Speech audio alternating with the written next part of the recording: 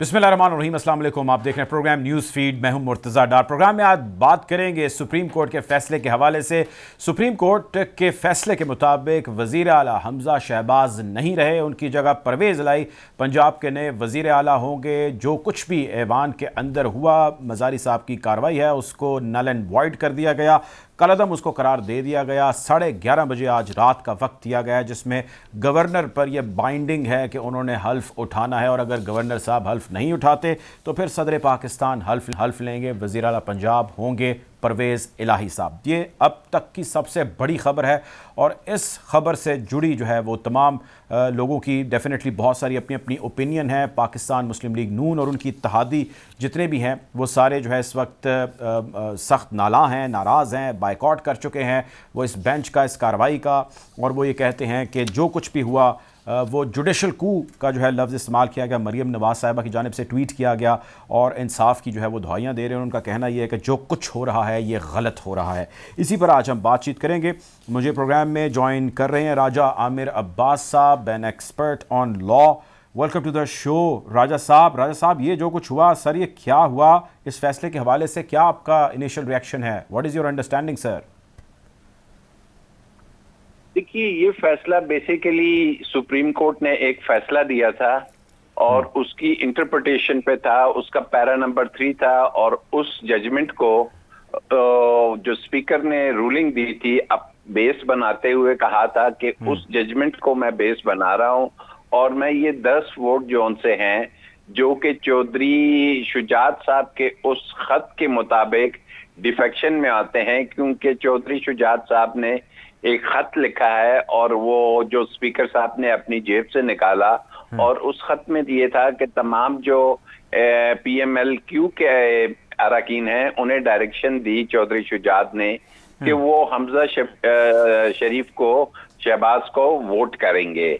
लेकिन जब वोटिंग हुई तो उन्होंने कहा कि हम जो उनसे हैं, पार्लिमानी कमेटी का फैसला जो कि उनके 10 अफराद पे मुश्तमिल थी, उस पार्लिमानी कमेटी ने फैसला किया था कि शहबाज शरीफ इसको चौधरी परवेज इलाही को वोट करना है। तो जब उन्होंने पार्लिमानी कमेटी के फैसले के मुताबिक परवेज इलाही को वोट किया, तो डिप्टी स्पीकर ने उसको तमाम वोटों को गिनती करने से इनकार कर दिया और कहा चूंकि पार्टी हेड ने डायरेक्शंस इशू की हैं, तो मैं पार्टी हेड की डायरेक्शंस के मुताबिक ये वोट काउंट नहीं करूंगा।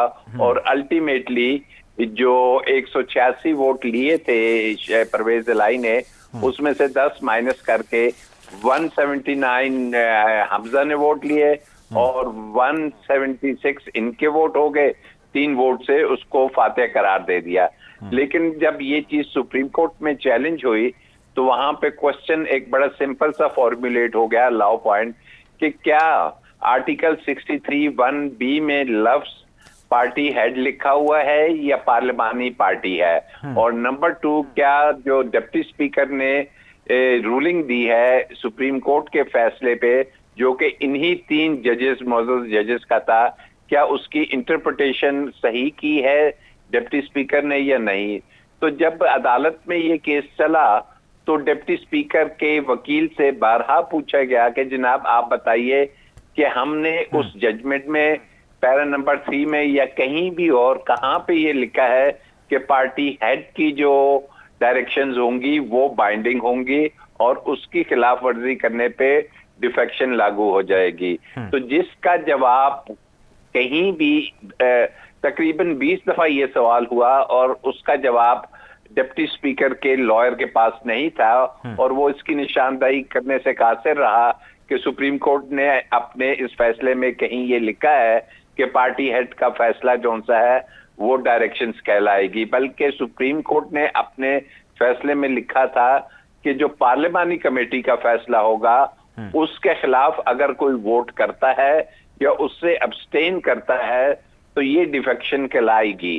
तो इसके अलावा 63(1)A में भी उन्होंने कहा आप पढ़ लीजिए और पढ़ के बताइए कि इसमें क्या पार्टी हेड लिखा है या पार्लिमानी पार्टी है। तो उसमें बड़ा सिंपल और प्लेन रीडिंग थी। तो it was a very simple case जिसमें 63(1)A में देखना था क्या है, रीडिंग ऑफ 63(1)A था, और सुप्रीम कोर्ट के इन्हीं जजेस का अपना फैसला था, उसकी इंटरप्रिटेशन थी। ठीक है, अच्छा। तो इन तमाम चीजों को सामने, एक सेकंड, इन तमाम चीजों के पे जब आर्ग्यूमेंट्स हुए तो पहले दिन भी उनका वकीला जवाब देने से कासिर रहे, फिर दूसरे दिन कल यानी जो रोज गुजर चुका है 9 बजे तक हेयरिंग होती रही, जिसमें हमजा के वकील भी थे, जिसमें डिप्टी स्पीकर के इरफान कादिर साहब भी थे, पीपल्स पार्टी के फारूक नाइक साहब थे। इन तमाम ने केस के मेरिट्स पे बहुत डिटेल में बहस की और उसके बाद जब ये जवाबात देने से कासिर रहे तो फारूक नाइक साहब ने कहा हमें कुछ टाइम और दे दें, हम थोड़ी सी तैयारी और करेंगे। लेकिन आज सुबह उन्होंने जब कोर्ट में आए तो उन्होंने कहा जी हमारे मुवक्किल ने, हमारे क्लाइंट्स ने हमें इंस्ट्रक्शंस दी हैं कि आपने इस प्रोसीडिंग्स का अब मजीद हिस्सा नहीं बनना, जिस पे अदालत ने जो बाकी वकला थे उनके आर्ग्यूमेंट सुन के जजमेंट रिजर्व की और अब उन्होंने ये फैसला दे दिया। तो मैं समझता हूँ कि इसके अलावा कोई फैसला मुमकिन नहीं था। ठीक है, अब जो ये सब कुछ हुआ, इस सब के अंदर उन्होंने एक कंसर्न रेज किया, आप जानते हैं, और उसके ऊपर प्रेस कॉन्फ्रेंस भी की और उनका मुतालबा ये था कि एक फुल कोर्ट जो है इसके ऊपर बैठना चाहिए। बहुत बड़ा मसला है, फुल कोर्ट नहीं बना, फैसला आ गया, लार्जर बेंच बन सकता था, बनना चाहिए था। देखिए, फुल कोर्ट के बारे में कल सुप्रीम कोर्ट बार के सदर और 5 जो पुराने सदूर हैं उन्होंने भी सुप्रीम कोर्ट से ये दरख्वास्त की, क्योंकि उन्होंने कहा कि इस केस में एक फुल कोर्ट तश्कील दिया जाए। तो सुप्रीम कोर्ट ने कहा भले से आपने ये कहा है, आपके कहने पे या आपके प्रेशर में आके हम फुल कोर्ट नहीं करेंगे, लेकिन उसका असूल ये है कि दौरान समाअत अगर आप वाकई कुछ ऐसी लीगल इश्यूज उठाते हैं और कोई ऐसी बात करते हैं कि जनाब ये कॉन्स्टिट्यूशनल पेचीदगियां हैं, ये बहुत बड़ा कोई कानूनी सवाल है, तो फिर हम उस तरफ सोचेंगे। लेकिन दौरान समाअत जब बारहा उनसे कहा कि बताइए कौन सा ऐसा इशू है, कोई ऐसी कॉन्स्टिट्यूशनल अमेंडमेंट होगी, कोई कानून की आइन के खिलाफ कोई अमेंडमेंट आ गई, तो जिस पे वो बताने से कासिर रहे, तो सुप्रीम कोर्ट ने ये डिसाइड किया क्योंकि एक सिंपल सा हमारी अपनी जजमेंट की इंटरप्रिटेशन का सवाल है, इसमें कोई बहुत बड़ा कानूनी पेचीदगी नहीं है, तो इसके लिए फुल कोर्ट तश्कील देने की जरूरत नहीं। और उन्होंने कहा फुल कोर्ट तभी तश्कील दिया जाता है जब कोई ऐसा इश्यू हो। तो चूंकि ये पॉइंट आउट करने से में साबित नहीं कर सके, और एक ही बात कि जनाब इस मुल्क में बहुत ज्यादा पोलराइजेशन हो गई है, तो पोलराइजेशन कोई ग्राउंड नहीं है फुल कोर्ट तश्कील देने का। पोलराइजेशन एक सियासी इशू है, उसको जाके सियासतदान खुद हल करें। तो इस पे कल सुप्रीम कोर्ट ने उनकी ये रिक्वेस्ट टर्न डाउन कर दी थी। ठीक है। अब सर ये बताएं कि नून लीग के पास या जो भी इत्तेहाद है, इसके पास अब कोई कानूनी ऑप्शन बची है? रिव्यू पिटिशन में जा सकते हैं? ये बिल्कुल जा सकते हैं। रिव्यू पिटीशन इनका एक आईनी हक है, ये पेश हुए हैं, इनके वकला पेश हुए हैं और इन्होंने केस में अपने ना सिर्फ आर्ग्यूमेंट्स किए हैं, इन्होंने अपने रिटन जवाबात भी उसमें दाखिल किए हैं, जिसमें उन्होंने अपना केस पूरी तरीके से लिखा है, कंसाइज स्टेटमेंट्स आ गई हैं और इन तमाम मवाद को सामने रखते हुए सुप्रीम कोर्ट ने फैसला दिया है।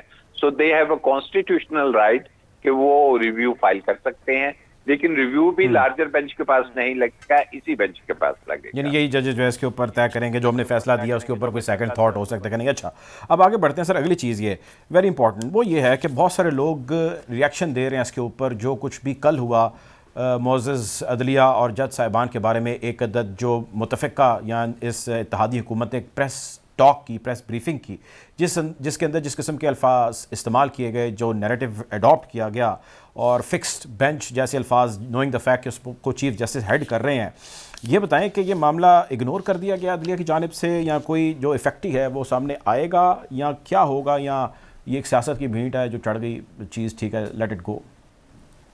मैं इस पूरी प्रोसीडिंग में खुद भी अदालत में मौजूद था, तो इस केस में जो एक जिसको हम कहते हैं जुडिशियल रिस्ट्रेंट, एक जो बर्दाश्त, एक जो जुडिशियल रिस्ट्रेंट का सुप्रीम कोर्ट ने मुजाहरा किया है, पर्टिकुलरली ऑनरेबल चीफ जस्टिस ने, क्योंकि दौरान समाअत भी बहुत सी ऐसी बातें की गई जो नॉर्मली किसी भी बेंच के सामने नहीं की जाती, लेकिन सुप्रीम कोर्ट ने सिर्फ और सिर्फ ये चीज सामने रखी कि मफाद आमा का जो इसमें सवाल है, यानी कि जो 12 करोड़ पंजाब की आबादी ने वोट दिए हैं, उन्होंने जो 17 जुलाई को 15 सीटें जितवाई है पीटीआई को, क्या उस मैंडेट को चुराया जा रहा है? और उन्होंने इसी पे फोकस रखा और किसी उस तरफ नहीं गए कि जिस पे उन पे जाती हमले हो रहे थे।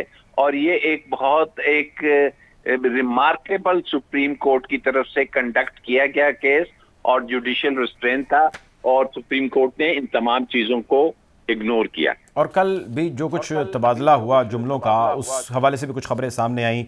इरफान कादिर साहब के हवाले से भी, हमारे भी सीनियर हैं, हमारे शोज़ में आते हैं, कुछ ऐसे रिमार्क सामने आए जिसके ऊपर ये ख्याल किया जा रहा है या कयास राय की जा रही थी, आप ज़रा वहाँ मौजूद है, बेहतर बता सकते हैं, कि जो मुत्तहिदा हुकूमत है उनके वकला की टीम की जानिब से एक स्ट्रेटजी ये थी कि टोन अग्रेसिव रखी जाए, कुछ ऐसा माहौल क्रिएट हो जाए, ऐसे रिमार्क्स आ जाएँ, कोई ऐसा डिसीजन हो जाए जिससे हम बाहर जाके जो है उसको प्ले अप कर सकें। ऐसी कोई इंटेंट आपको फील हुई वहाँ पर, या सिर्फ ये एक मिथ है या एक अंडरस्टैंडिंग बनी हुई है बाहर?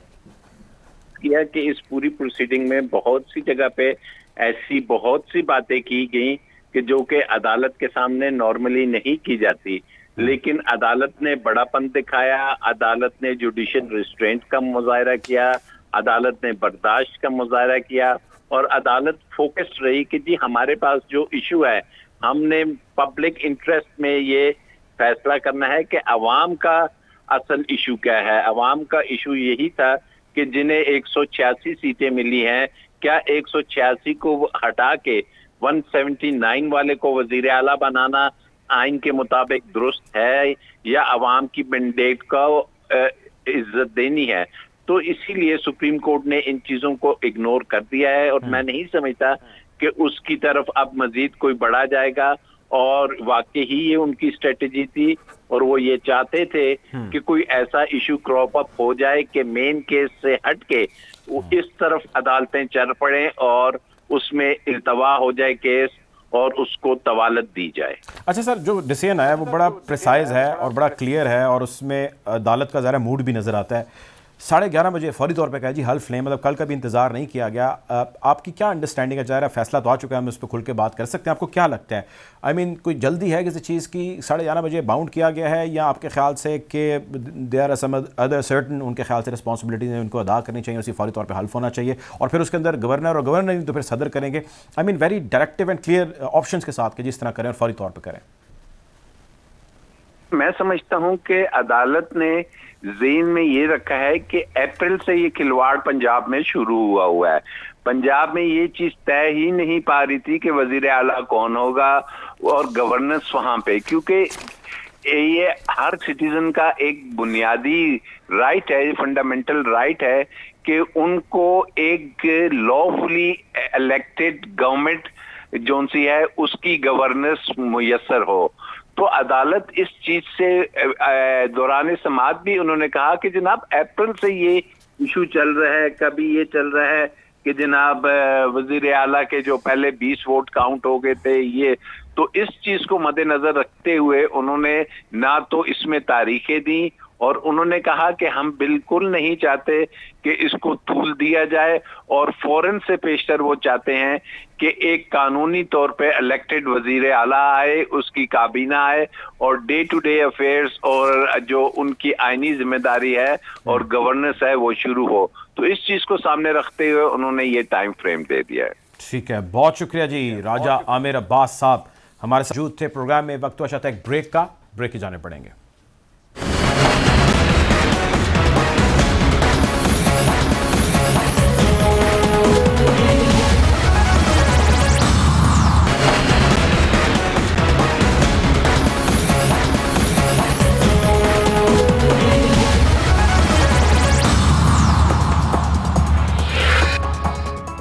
Welcome back after the break. Programme में गुफ्तगू जारी है सुप्रीम कोर्ट के फैसले के हवाले से। वज़ीर आला पंजाब परवेज़ इलाही होंगे। फैसला चंद ही मिनट कबल आ चुका है। 11:30 बजे हल्फ दिए जाने के हवाले से अहकामात भी हैं। गवर्नर को बाइंडिंग की गई है कि गवर्नर ये हल्फ लेंगे, अगर नहीं लेते तो फिर सदर पाकिस्तान जो है वो हल्फ लेंगे। अहमद अवैस साहब हमें ज्वाइन कर रहे हैं। Welcome to the show, an expert on law. Ahmad साहब, सर ये बताइए, सबसे पहले तो मैं जानना चाहता हूँ आपका ओपिनियन इस फैसले के हवाले से, क्या कहेंगे? फैसला अब आ चुका है तो ज़ाहिर हम खुल के इस पर बात कर सकें। How do you see this sir? जी, मेरे ख्याल में सारे कानून आईनी तकाजे पूरे किए हैं इस फैसले ने। बहुत ही जामे फैसले है और इससे पाकिस्तान की जुडिशल हिस्ट्री में ये फैसला जो है आज का, ये सुनहरी हरूफ से लिखा जाएगा। और दूसरी तरफ आप देखिए कि हमजा का पहला इलेक्शन भी गैर आईनी था और उसके बाद उसका ये दूसरी दफा इलेक्शन ये भी गैर आईनी और उसका ओथ भी गैर आईनी था। तो उस लिहाज से आप देखें कि ये सुप्रीम कोर्ट ने इसीलिए होल्ड किया है कि वो सब उसका कभी भी वो आईनी वजीर आला नहीं था, लिहाजा वो तमाम फैसले जो उसने किए हैं, तमाम अपॉइंटमेंट जो उसने किए हैं, वो तमाम की तमाम कालअदम करार दे दी गई है। ठीक है। अच्छा सर, ये बताएं कि अब जो आपने जिक्र किया, फैसले में भी लिखा है कि कलअदम करार दे दी गई है। अब लोग थोड़े से इसके हवाले से कंसर्न है कि जी ऑन ग्राउंड क्या होगा। बहुत सारे पुलिस वाले, ब्यूरोक्रेसी के भी जो लोग हैं वो भी कंसर्न है। तो ये आप थोड़ा सा अगर हमें ग्रास रूट लेवल तक इसकी इंप्लीकेशन बता दें कि अब नए वज़ीर आला आएंगे, हल्फ उठाएंगे, तो जितने भी फैसले उन्होंने किए उन फैसलों के अंदर सरकारी तकर्रियाँ भी शामिल हैं, कुछ इंटर डिपार्टमेंटल अपॉइंटमेंट्स भी हैं, क्या होगा? तो उन्होंने जो है जितनी अपॉइंटमेंट्स उन्होंने की हैं वो कालअदम करार दे दी सुप्रीम कोर्ट ने। और साथ ही साथ जो उन्होंने काबीना बनाई है उसके साथ उन्होंने एक इतनी बड़ी वसी और अजीज एक काबीना बनाई है, इतना बर्डन नेशनल एक्सचेकर के ऊपर डाला है। फिर उसके बाद उन्होंने मुशीर बनाए हैं, एडवाइजर बनाए हैं, ये तमाम के तमाम उन्होंने कालअदम करा दे दिए।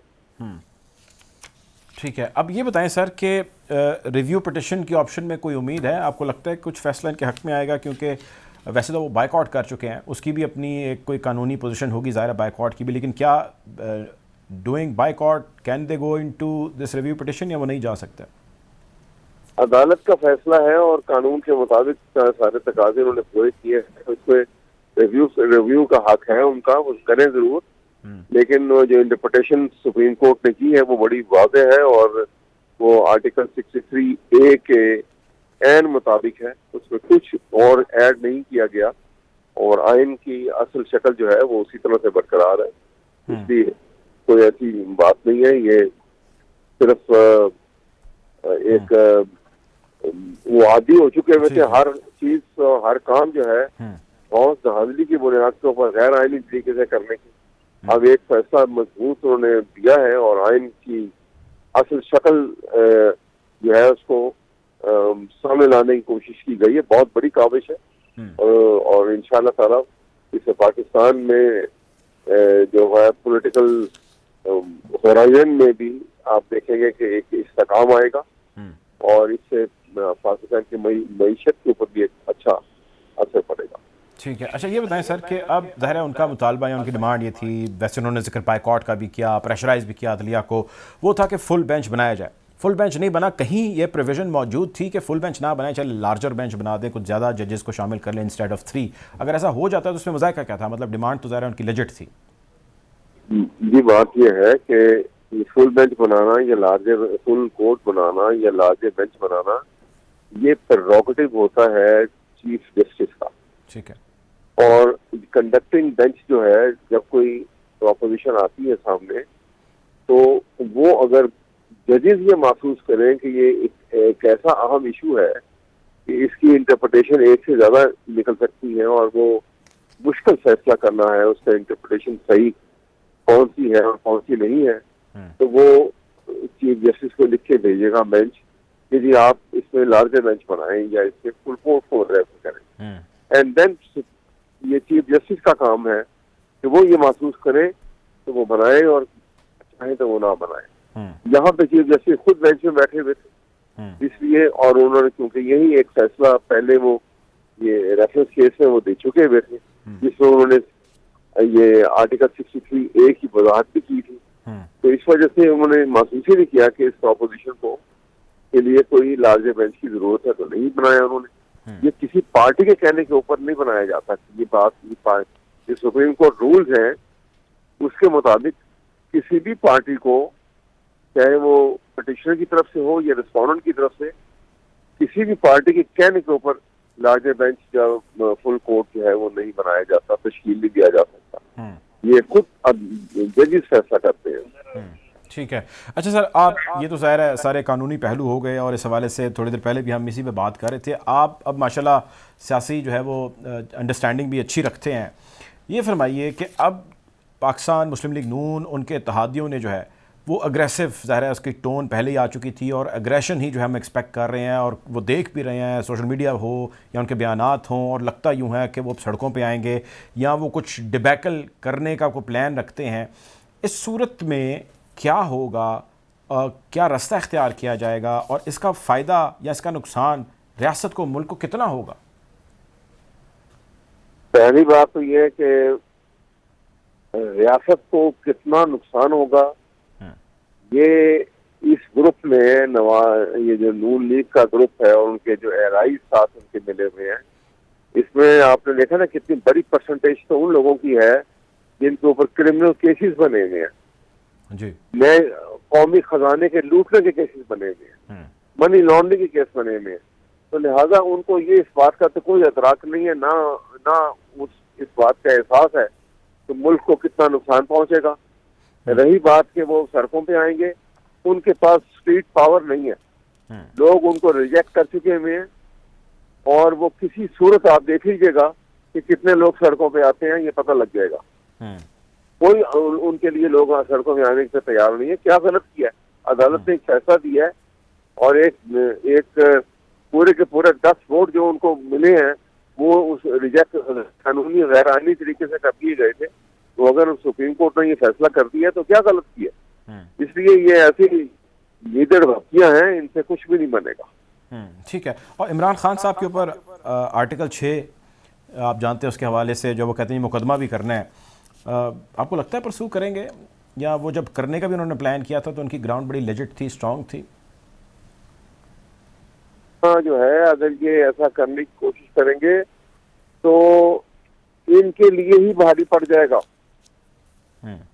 इमरान खान को जब आर्टिकल 6 का मुलज़म बना के लेकर आएंगे फिर उनकी जुबान कौन रोकेगा? सारे वो पोशीदा राज जो इनके आज वो दबा के बैठे हुए हैं, जो कुछ ये हरकतें करते रहे हैं और जो जिस किस्म की, जिस अंदाज की साजिशों में ये लोग मुलविस रहे हैं और कौन कौन रहा है, किस जगह से वो क्या हरकतें करते रहे हैं, वो तमाम डिस्क्लोज करेंगे फिर इमरान खान। ठीक है, बहुत शुक्रिया जी। अहमद अवैस साहब हमारे साथ मौजूद थे। आपके वक्त का आपका वक्त पहुंचाता है, आपको हाल हाज़िरा से यूं ही आगाह रखेंगे। अपना ख्याल रखें। अल्लाह हाफ़िज़।